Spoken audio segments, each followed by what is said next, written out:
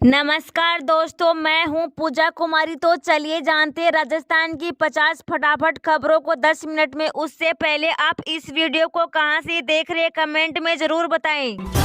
Ration card धारकों की हुई मौज, अब फ्री में मिलेगा 5 लाख तक का इलाज। जल्द जाने और उठाए फायदा। राशन कार्ड देश के नागरिकों के लिए बेहद काम का दस्तावेज है, जिसके जरिए फ्री राशन से लेकर कई तरह की योजना का फायदा मिलता है। इसके अलावा भी राशन कार्ड धारकों को कई तरह से फायदा दिया जाता है। सरकार को आम लोगों तक सरकारी योजनाओं का फायदा पहुंचाना आसान हो गया है। वहीं अभी बिहार राज्य में हाल में ही एनडीए सरकार बनी है। इसके बाद सरकार कई कमाल के फैसले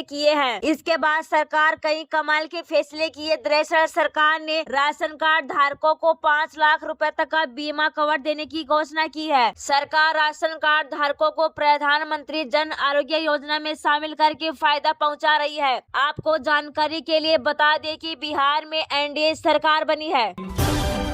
1 मार्च को जारी होगी भाजपा की पहली लिस्ट। दिल्ली में होने जा रही है बड़ी बैठक। लोकसभा चुनाव की घोषणा मार्च में कभी भी हो सकती है और इन चुनाव की तैयारी को लेकर भाजपा पूरी तरह से एक्टिव हो चुकी है। ऐसे में प्रधानमंत्री नरेंद्र मोदी के नेतृत्व में भाजपा की केंद्रीय चुनाव समिति की गुरुवार को नई दिल्ली में बड़ी बैठक होने जा रही है। इस दौरान कुल लोकसभा सीटों में से 1/3 पर उम्मीदवारों को लेकर अंतिम फैसला हो सकता है। मीडिया रिपोर्ट की माने तो इस बैठक के बाद उम्मीदवारों की पहली लिस्ट जल्दी सामने आ सकती है। उसमें वो सीटें भी शामिल होगी जहां सत्तारूढ़ दल भी कभी जीत नहीं सका।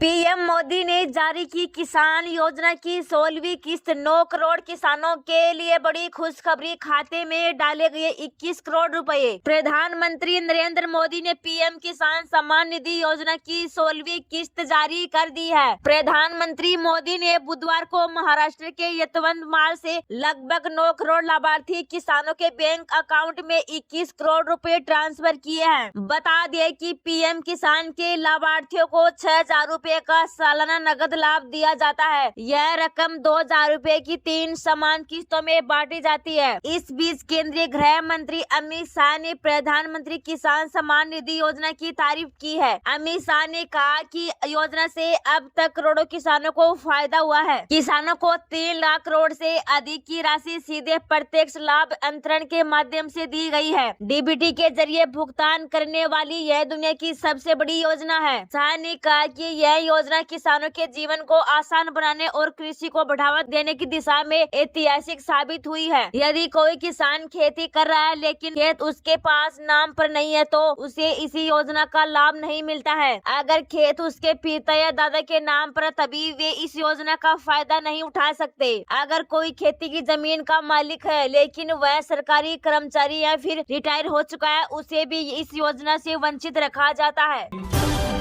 सीएम बजरलाल ने राहुल की यात्रा को लेकर पूर्व पीएम इंदिरा गांधी को क्यों लिया निशाने पर, जाने तो रह जाएंगे हैरान। राहुल गांधी ने देश में लोकसभा चुनाव से पहले भारत जोड़ो न्याय यात्रा निकाल रहे हैं। यात्रा अभी राजस्थान में तो भाजपा सरकार भी निशाना साधते से नहीं चूक रही है। ऐसे में प्रदेश के सीएम बजरलाल शर्मा ने भी राहुल गांधी की भारत जोड़ो न्याय यात्रा को लेकर तंज कसा है। सीएम ने राहुल के साथ साथ उनकी दीदी और पूर्व प्रधानमंत्री इंदिरा गांधी को भी निशाने पर लिया है। मीडिया रिपोर्ट की माने तो राजस्थान के मुख्यमंत्री बजरलाल शर्मा ने राहुल गांधी की न्याय यात्रा पर कहा कि इंदिरा जी से लेकर सोनिया गांधी और राहुल गांधी तक ने कई यात्राएं निकाली हैं, लेकिन इन यात्राओं से क्या फायदा मिला है।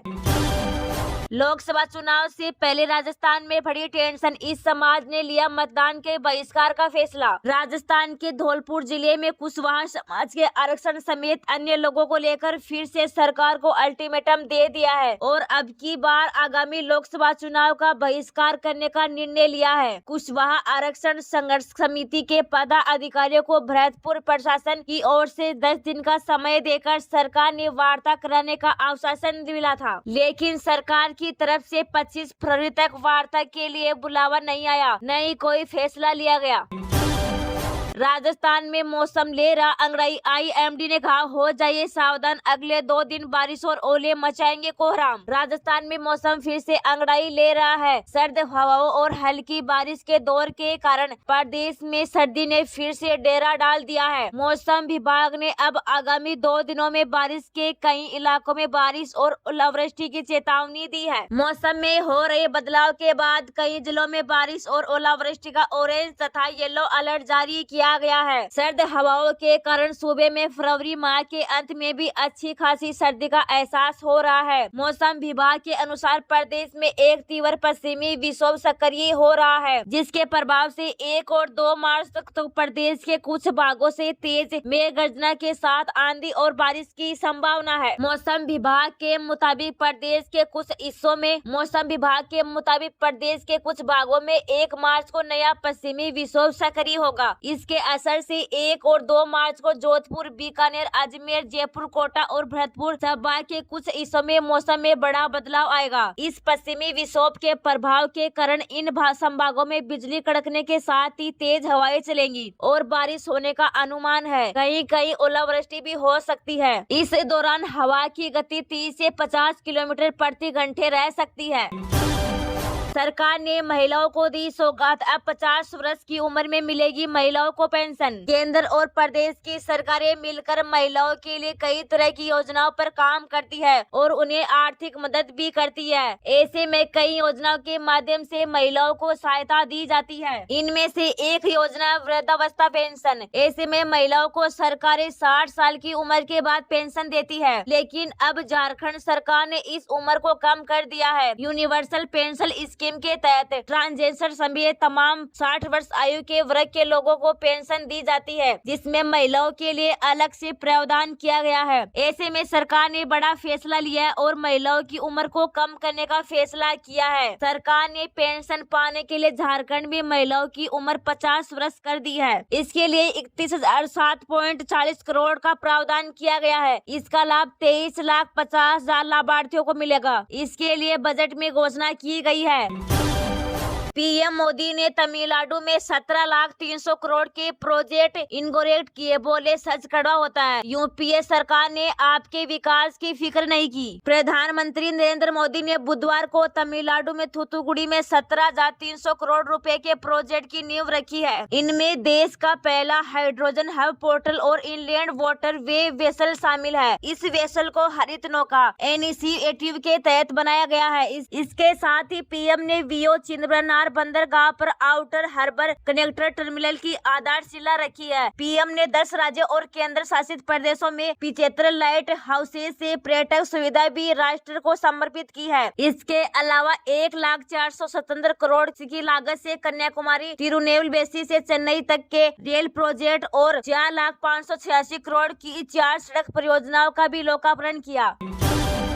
अगले महीने तक निपटा ले सुकन्या अकाउंट धारक यह काम, वरना हो जाएगा खाता। बेटियों के उज्जवल भविष्य के लिए सरकार द्वारा कई स्कीम चलाई जा रही है। इन स्कीम में से एक सुकन्या समृद्धि योजना भी है। यह एक इन्वेस्टमेंट स्कीम है। इसमें आप भी अपनी बेटी के पढ़ाई के साथ शादी के लिए निवेश कर सकते हैं। सुकन्या समृद्धि योजना में सरकार द्वारा गारंटीड रिटर्न दिया जाता है। अगर आप भी सुकन्या समृद्धि योजना का लाभ उठा रहे हैं तो बता दें कि आपको 31 मार्च 2024 से पहले सुकन्या अकाउंट में मिनिमम बैलेंस जरूर जमा कर देना चाहिए। अगर आप भी ऐसा नहीं करते तो आपका अकाउंट बंद हो जाएगा। अकाउंट को दोबारा शुरू करने के लिए जुर्माना देना होगा। सुकन्या समृद्धि योजना एक वित्त वर्ष के भीतर मिनिमम बैलेंस जमा करना आवश्यक है। अगर आप भी ऐसा नहीं करते तो अकाउंट फ्रीज हो जाता है। साथ ही आपको टैक्स बेनिफिट का भी लाभ भी नहीं मिलता है। अगर आप भी वित्त वर्ष 2023-24 में सुकन्या अकाउंट में कुछ भी डिपॉजिट नहीं किया है तो आपको जल्द से जल्द अकाउंट में मिनिमम राशि जमा कर देनी चाहिए।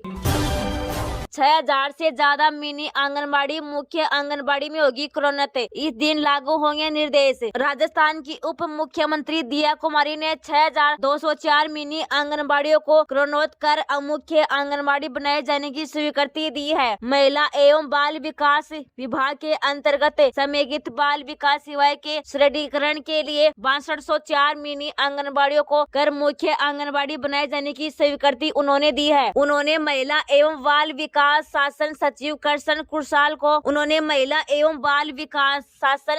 कृष्ण कुणाल को निर्देश दिया है कि क्रोनोत आंगनबाड़ियों को 1 मार्च 2024 से शुरू कर दिया जाए।